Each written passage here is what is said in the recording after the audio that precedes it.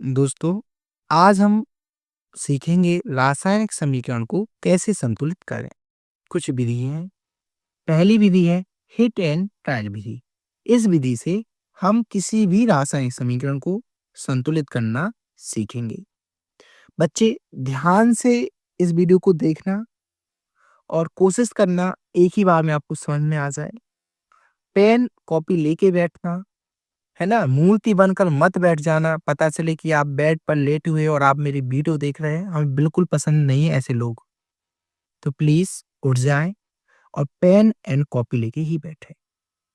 देखिए, कुछ स्टेप हैं, हमने स्टेप लिखे हैं। स्टेप फर्स्ट, क्या करेंगे? जो रासायनिक समीकरण है, लिखकर प्रत्येक सूत्र के चारों ओर बॉक्स बना लीजिए।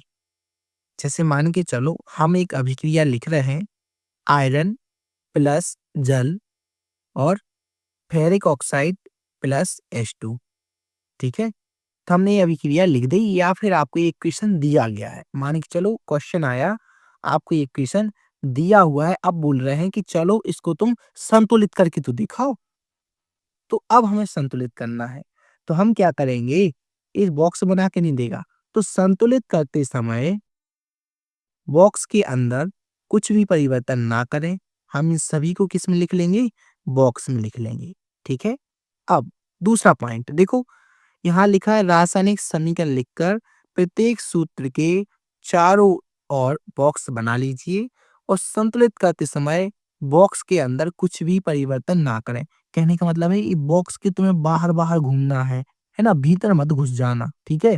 जो बॉक्स है, बॉक्स के अंदर मत घुसना, बाहर-बाहर तुम्हें जो करना है वो करो, ठीक? अब स्टेप नंबर 2 पर चलते हैं। समीकरण में उपस्थित विभिन्न तत्वों के परमाणुओं की संख्या को नोट कर लें।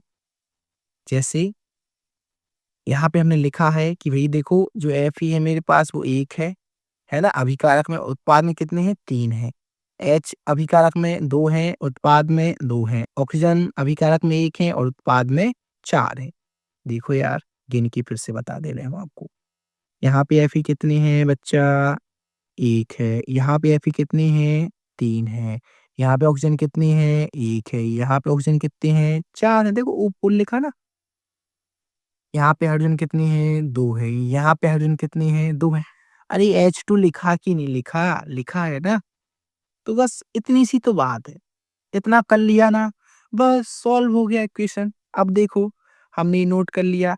ये आपको ऐसे नोट नहीं करना है एग्जाम में, ये तो जस्ट हम आपको बता रहे हैं समझाने के हिसाब से। इतना सारा कुछ लिखा है कि देखो बच्चा, Fe में जो अभिकारक में है ना, अभिकारक देखो, अभिकारक कौन सा? ये वाला पक्ष होता है अभिकारक।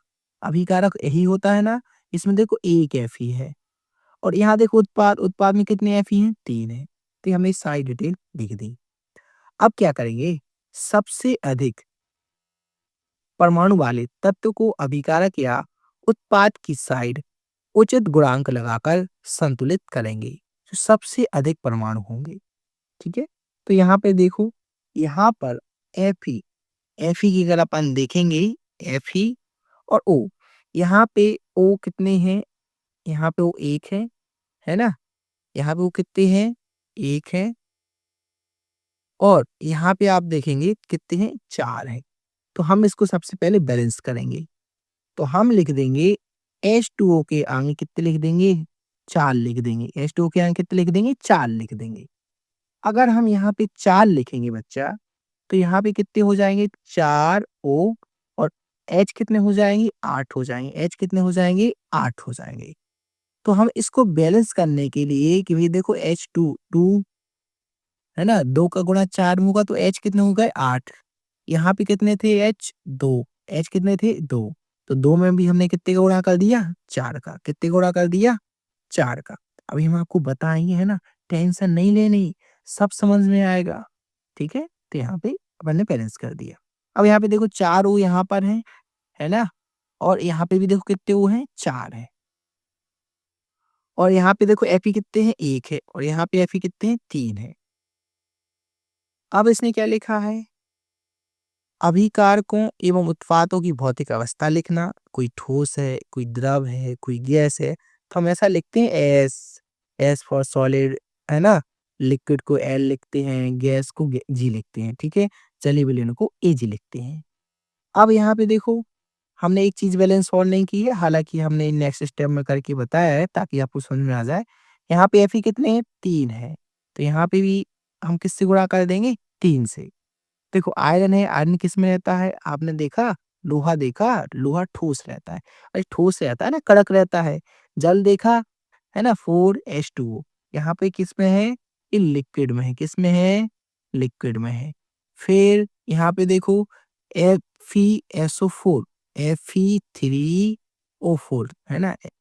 एस नहीं है, सॉरी बेटा, गलती हुई पढ़ने में, माफ करना। Fe3O4 सॉलिड है। 4H2 क्या है, गैस। हाइड्रोजन क्या होती है, गैस होती है। फिर यहाँ पे लिखा है कुछ परिस्थितियां, कुछ आवश्यक परिस्थितियां, जैसे ताप, दाब या उत्प्रेरक आदि को तीर के निशान के ऊपर या नीचे लिखते हैं।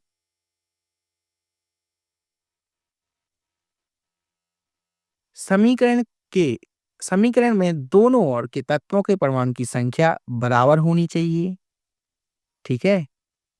मतलब यहाँ पे 3 है Fe, तो यहाँ पे भी 3 होना चाहिए।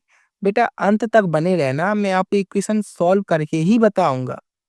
रासायनिक समीकरण को संतुलित करने की इस विधि को हिट एंड ट्रायल विधि कहते हैं, क्योंकि यह सबसे छोटी पूर्णांक संख्या के गुणांक का उपयोग करके इस समीकरण को संतुलित करते हैं। अब देखो मैं फिर से आपको बता दूं, कहाँ गया इक्वेशन, कहाँ गया, ये गया। देखो क्या लिखा है, Fe+H2। यहाँ पे रफ वर्क है, देखते हैं बच्चों। ये बैच है ना। आप अगर चाहें तो इसको बाय कर सकते हैं, बेस्ट कूपन कोड आपको नीचे मिल जाएगा, है ना। अभी बहुत डिस्काउंट चल रहा है भाई, डिस्काउंट चल रहा है, तो अभी आप अगर बाय करेंगे तो आपका प्रॉफिट हो जाएगा। और बाद में बाय करेंगे तो भी कोई दिक्कत नहीं, थोड़ा सा महंगा मिलेगा, थोड़ा सा ज़्यादा महंगा तो नहीं मिलेगा। लेकिन हाँ, मैं चाहूँगा कि आपका लॉस ना हो, आप अभी बाय कर लें, है ना। बेस्ट कूपन कोड है बाय T20, आपको एक्स्ट्रा 20% का डिस्काउंट भी मिल जाएगा और अभी प्राइस बहुत कम है। अब देखिए, अपने टॉपिक पे आते हैं। ये तो मैंने एडवर्टाइज कर दी है ना। Fe+H2O,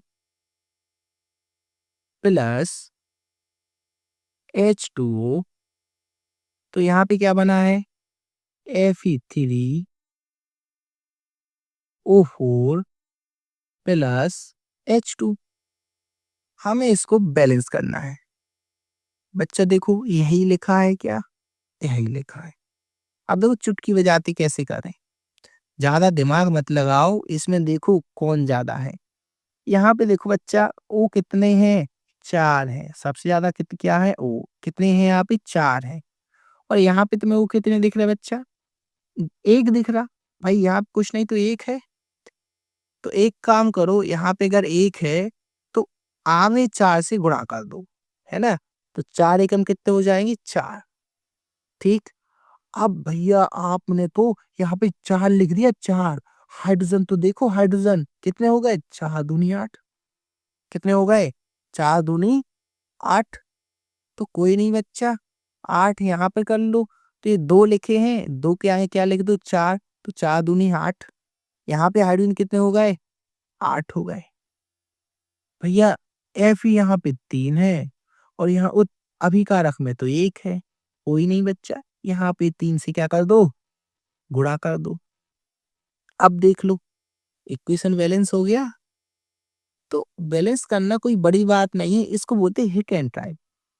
मतलब अपन ट्राई कर रहे हैं कि यार यहाँ पे 3 रख देना, अरे 4 रख दो, 4।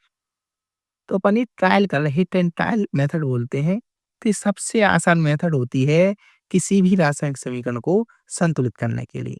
तो दोस्तों, आज की वीडियो आपको ज़रूर समझ में आई होगी। और आपको समझ में नहीं आई है, कुछ भी ऐसा जो पोर्शन है जो आपको समझ में ना आया हो, तो आप कमेंट करके बता सकते हैं। कोई कमी रह गई है तो हम उस कमी को ज़रूर पूरा करेंगे और हम आपसे आशा करेंगे कि आप इस वीडियो को एक बार और देखें रिपीट करके, है ना। अगर आप अच्छे कमेंट करोगे, अच्छे व्यूज़ आएँगे इस पे, है ना?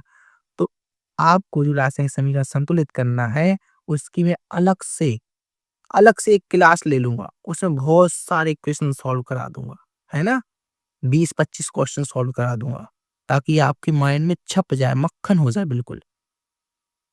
तो दोस्त जाते-जाते हम यही कहेंगे कि यदि आपको ये बैच परचेज़ करना है, अभी अच्छा ऑफ़र चल रहा है notes plus video, coupon code लगा लेना अगर आप बाय करने जाएँ, तो इससे क्या होगा कि आपको डिस्काउंट मिल जाएगा एक्स्ट्रा 20%। ठीक है? ये रिकॉर्डेड बैच ही रहेगा, सारी क्लासें बच्चा यूट्यूब पे तो अपलोड नहीं हो पाएँगी, लेकिन कोशिश करेंगे जितना पॉसिबल होगा उतना हम यूट्यूब पर डाल देंगे। ठीक है बच्चा? तो बच्चा मिलते हैं नेक्स्ट वीडियो में, अपना ध्यान रखना, पढ़ते रहना, पढ़ाई जारी रखना, कुछ भी हो जाए इस बार 90 पार ही करना है।